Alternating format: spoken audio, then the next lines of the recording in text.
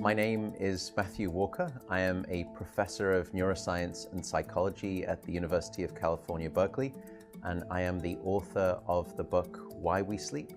We certainly know that a lack of sleep will actually prevent your brain from being able to initially make new memories.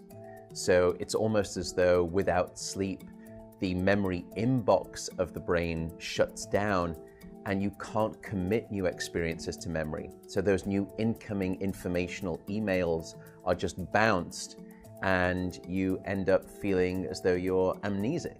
You can't essentially make and create those new memories. We also know that a lack of sleep will lead to an increased development of a toxic protein in the brain that is called beta amyloid, and that is associated with Alzheimer's disease, because it is during deep sleep at night when a sewage system within the brain actually kicks into high gear and it starts to wash away this toxic protein, beta amyloid.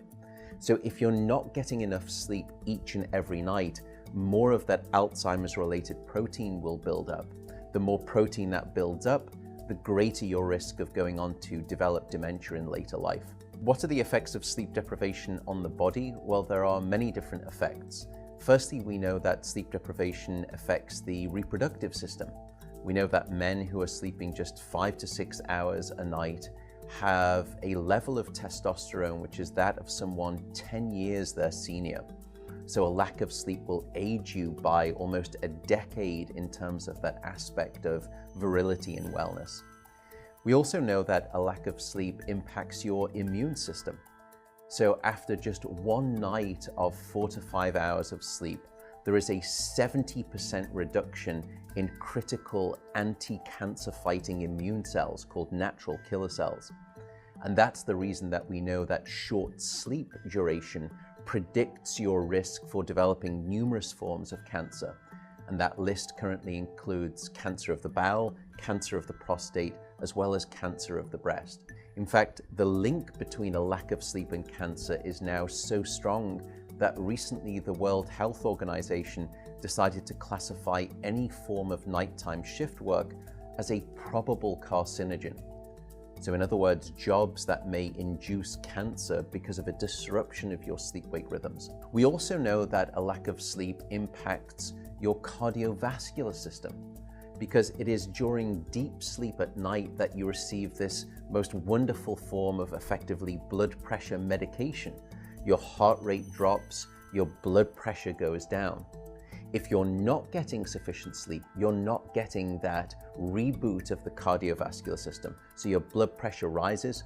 You have, if you're getting 6 hours of sleep or less, a 200% increased risk of having a fatal heart attack or a stroke in your lifetime. There is a global experiment that is performed on 1.6 billion people twice a year, and it's called daylight savings time.